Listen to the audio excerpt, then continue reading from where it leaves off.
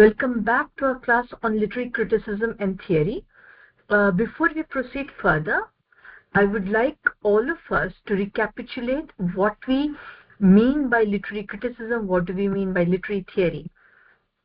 As we have studied in our classes through our SLM, in our earlier online remedial class, literary criticism refers to the act of interpreting and studying literature.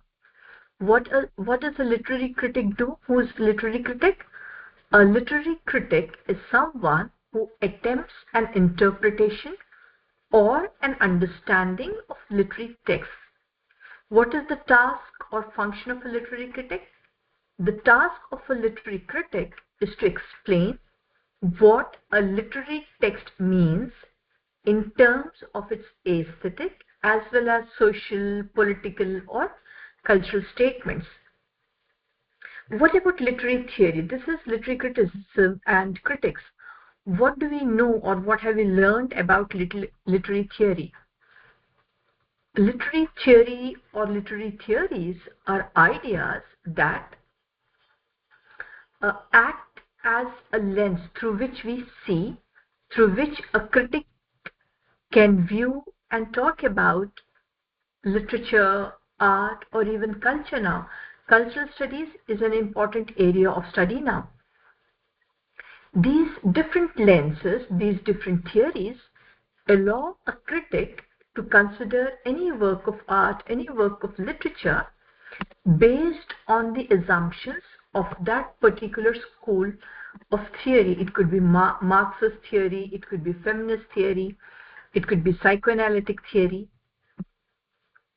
So these different theories or these different lenses allow the critics to focus on some particular aspect of a literary work, which according to the critic, based on the literary framework, is or are important. Now let us take one or two examples.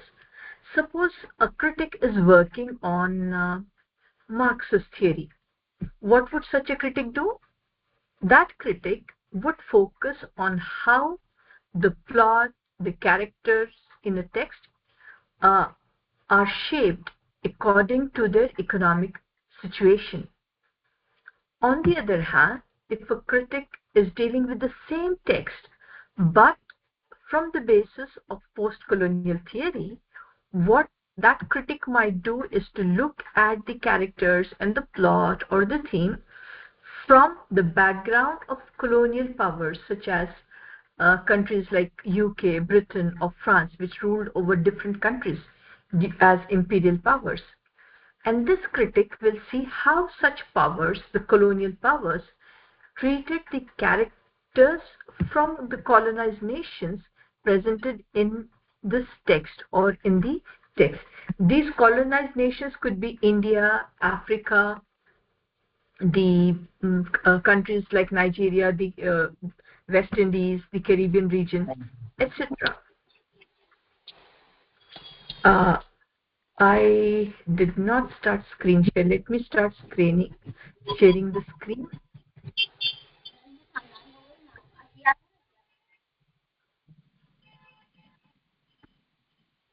Okay, I suppose the first slide, the title slide, Literary Criticism and Theory, is visible on your screens. We will quickly look at the contents of your syllabus as we have already discussed earlier. You have the Introduction to Classical and Medieval Criticism, where we discuss in detail Plato, Aristotle, and Aquinas. From there, we move to the Renaissance and Neoclassical Literary Criticism, where we talk about Philip Sidney's An Apology for Poetry, John Dryden's An Essay on Dramatic Poesy is prescribed, Samuel Johnson's Preface to Shakespeare is prescribed. Then we talk about Joseph Edison and his idea of true wit and false wit. We also look at Mary Wollstonecraft's seminal essay, Vindication of the Rights of Women. We talk about William Wordsworth and his preface to the Lyrical Ballads. We study Samuel Taylor Coleridge with specific reference to fancy and imagination. Within imagination, we look at primary and secondary imagination. In the final block, we study Victorian criticism, we study Arnold, function of criticism. We have an essay, a unit devoted to Karl Marx and Engels. Finally, your SLM ends with a study of Oscar Wilde. A little while ago, we were talking about literary criticism and what it means. You have some important points listed on the screen. This will help you to better understand what literary criticism is. The last bullet point gives an understanding of literary theory. This is further discussed as we move to the next slide. Here you have a very brief definition of what a literary theory is. From here, we move to a slide where we try to compare literary criticism and theory and see how one is different from the other and what is the similarity. These points could also help you to elaborate any question on literary theory and criticism. Then we looked at some very few approaches to literary criticism. We have not listed all of them. Historical biographical criticism, moral philosophical criticism, sociological criticism, Marxist, psychoanalytic, practical, neo-criticism. Then we have feminist criticism. We have queer theory now emerging as an area, eco-criticism, several approaches to criticism and theory. We traced the origins of literary criticism. We looked at a brief division of the major periods. We continued our discussion on the medieval period and its major divisions. For your specific study, it is Plato, Aristotle, and Sir Thomas Aquinas who are prescribed. We do not look at the other developments, at the other contributors. We focused on Plato. We talked about his Republic. We talked about the theory of mimesis, the concept of mimesis. We talked about the theory of forms that Plato lays down.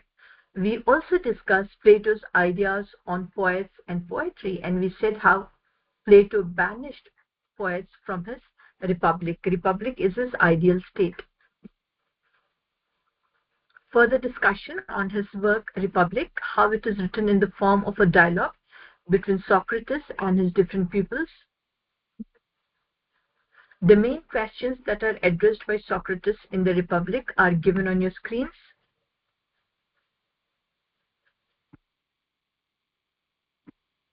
We discussed at length about what mimesis is.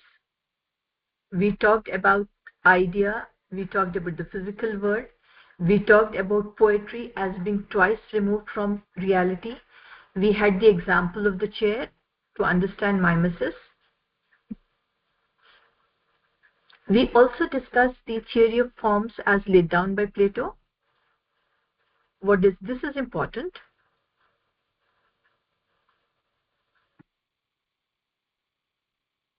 We also looked at Plato's ideas on poets and poetry.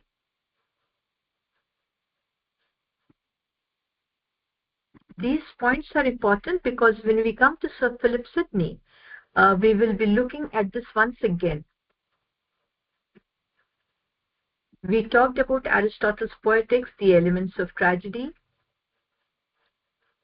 When we come to Shakespearean drama, we will see how Shakespeare differed from Aristotelian tragedy. Some important terms used by Aristotle are discussed here. Catharsis is the purgation or the purification of the emotions of pity and fear. He lays insistence on the three unities of time, place, and action. Hamartia is the tragic flaw that one finds in the tragic hero that leads to the downfall. Aristotelian tragedy is constructed in a pyramidical format that we looked at in the class earlier. We had a quick study of Thomas Aquinas' Summa Theologica. We try to understand the main arguments,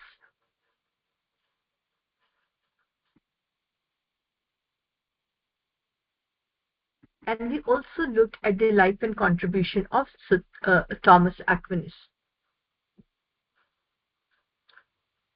In the class earlier, we stopped with a discussion on Sir Philip Sidney.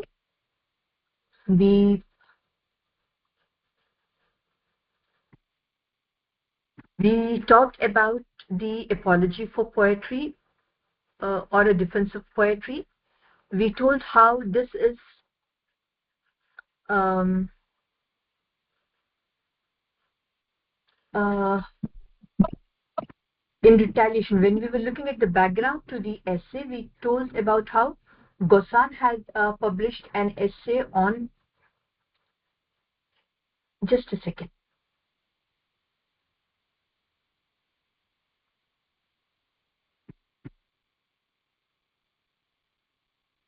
how Gossan had published an essay dedicating it to Philip Sidney and how he had disparaged poetry. He seemed to be in favor of Plato. It is a very puritanical view that Gossan presents. Sidney counters this by talking about poetry that can be, I think I've listed it in the next slide. Yes. In this, he talks about three kinds of poetry. He talks about divine poetry, as that can be found in the Bible. Being a Christian poet, for him, poetry, the ultimate kind of poetry, is one that is found in the Bible. This is divine poetry of a very high level. Then we have another kind of poetry which is philosophical and moral. This is the kind of poetry that was written by the ancient poets. Then we come to contemporary poets, where it is purposeful poetry. It is poetry that imitates, delights, and teaches. So he uses the same concept of imitation, but he tries to show how imitation is not merely copying something.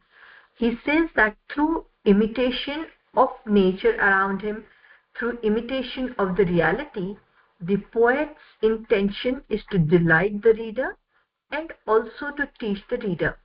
So for him, poetry is not bad, the poets are not bad.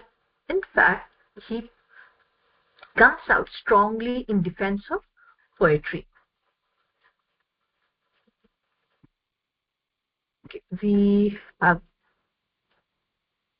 to look at Dryden first. The essay prescribed for your study is, excuse me, there is a slight error here, is an essay on dramatic poesy. In your earlier classes, you have already become familiar with John Dryden. When we were doing the history of English language and literature, you studied John Dryden. You studied John Dryden in poetry. When we were looking at English drama, we also looked at Dryden's contribution to drama. We talked about his contribution to satire, his contribution to heroic couplet. So Dryden is a writer that you're very familiar with.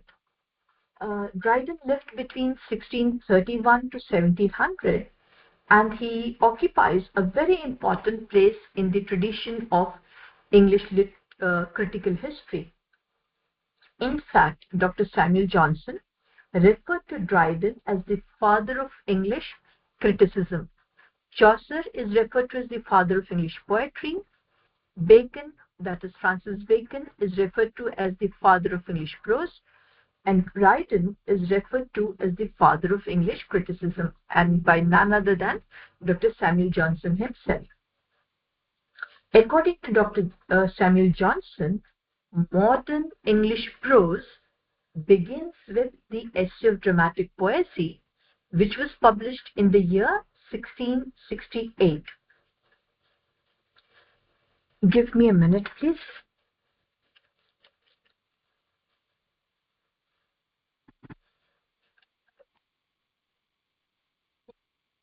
In the earlier semesters, you learned about Dryden as a poet, a dramatist, an essayist, and as a translator. His output is extremely great. Uh, excuse me.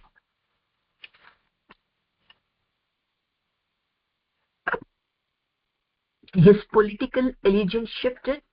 Initially, he was on the side of King Charles I, but then when Cromwell took over power, he expressed his allegiance to Cromwell, and later, when Charles I's son, Charles II, ascended the throne, he went back showing allegiance to the new king. So we find a shift in his allegiance from one period to the other.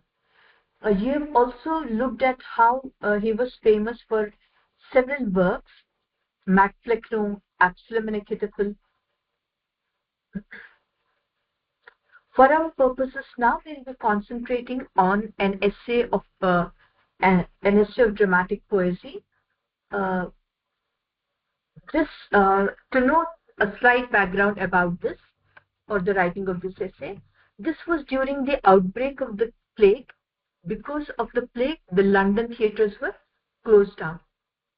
I remember the COVID period in India and the world when almost everything was closed down during the lockdown period.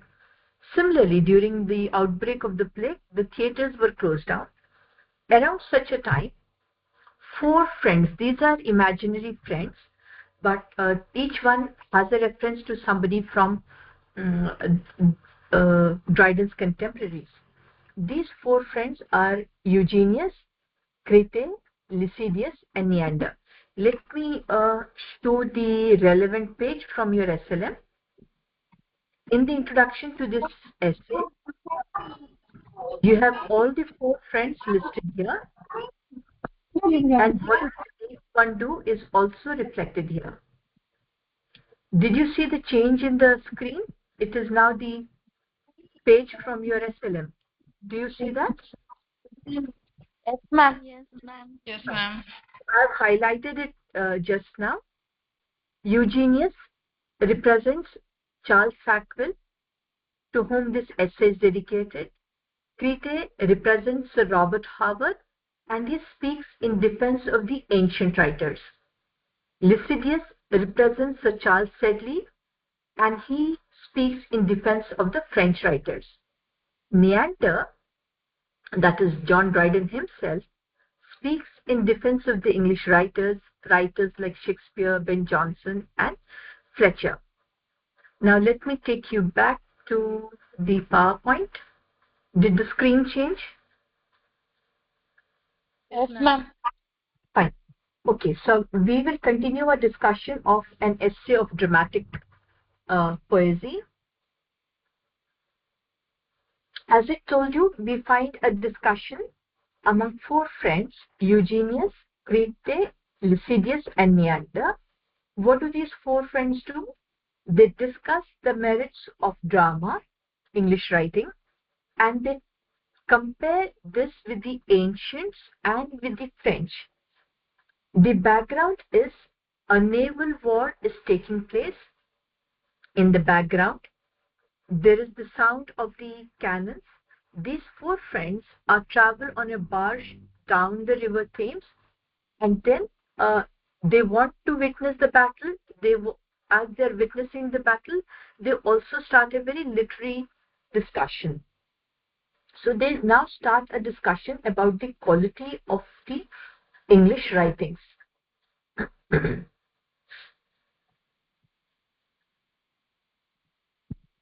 Crete is the one who starts the conversation. His argument is that ancient Roman and Greek playwrights are better than modern authors or modern writers. He says that the ancient Greek and Roman writers, playwrights, were excellent at developing a very good plot, and by adhering to the classical unities of time, place, and action, they hold the higher place. They focused their plays on a single plot. There was no concept of a subplot, and the setting was very, very simple. The setting did not change from one country to another, from one region to another region. So we find Crete praising classical writers or the ancient writers like Aeschylus, Sophocles, Seneca, and he considers them to be one of the finest playwrights, and the style in which these writers wrote is often imitated by the other writers who came after them. Now, it is the turn of Eugenius. What does Eugenius do? The first one, Crete, praised the ancients. Eugenius comes in defense of the modern writers, and he argues that the contemporary or the modern playwrights have a better knowledge of science, of society, and their understanding of the world and of human nature is much better than the ancients, and therefore he thinks that the modern writers are much better equipped to discuss human emotions or how the universe works. He, unlike Crete, criticizes the classical writers, and he says that the classical writers focus too much on the same kind of subject or the same kind of theme. He also finds fault with them for having characters that are unrealistic or characters that are very shallow. He says that because of the kind of writings of the ancients, whether it is a comedy or a tragedy, it often becomes very repetitive, very predictable, and sometimes it can get very boring. So we have heard the ideas of the ancients as represented by Crete. We have also heard the ideas of the modern writers as represented by Eugenius. Crete, now, because this is a discussion, now Crete comes up and he says he does agree with some points that Eugenius presents, but then he still feels, he argues that each era, each period has its own way of understanding the society and the world around. And for the ancient writers, the way they presented their characters reflected the reality that was true to their period. So the ancients were still good. They were reproducing reality as it was during their time. Now, before Eugenius and Crete can continue their argument about the ancient versus the modern writers, Lycidas shifts the attention from the ancients to the modern and begins to talk about the English theatre and how it can be compared to theatre in the European world.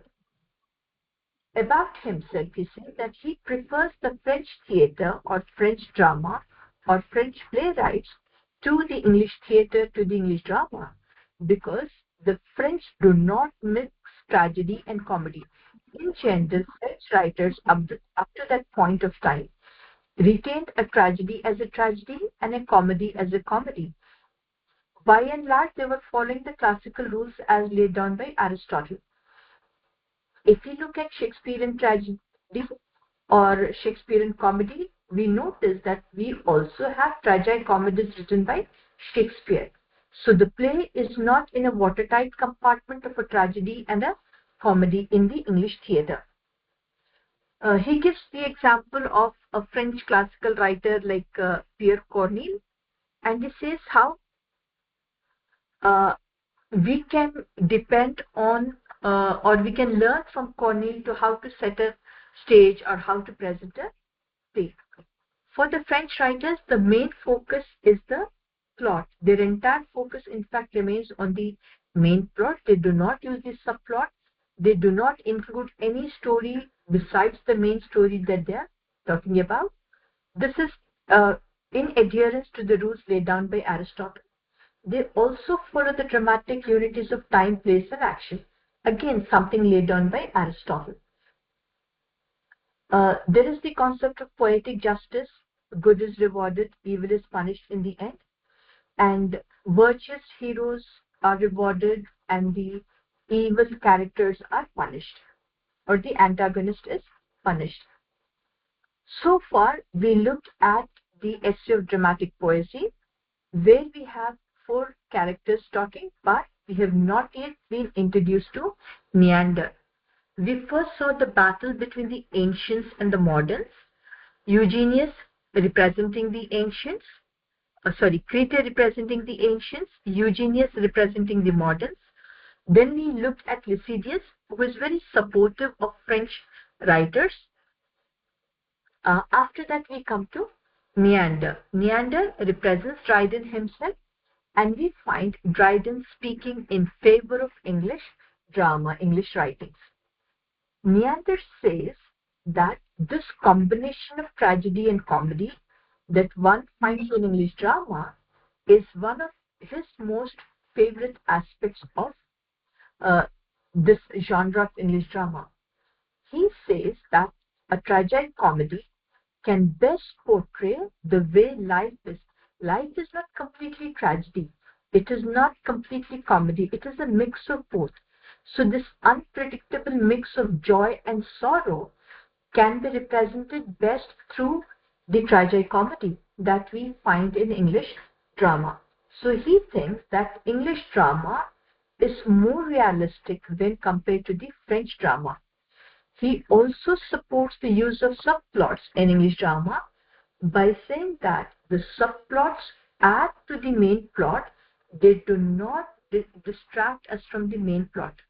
If you remember the play King Lear from earlier semester, you will know the use of the subplot there.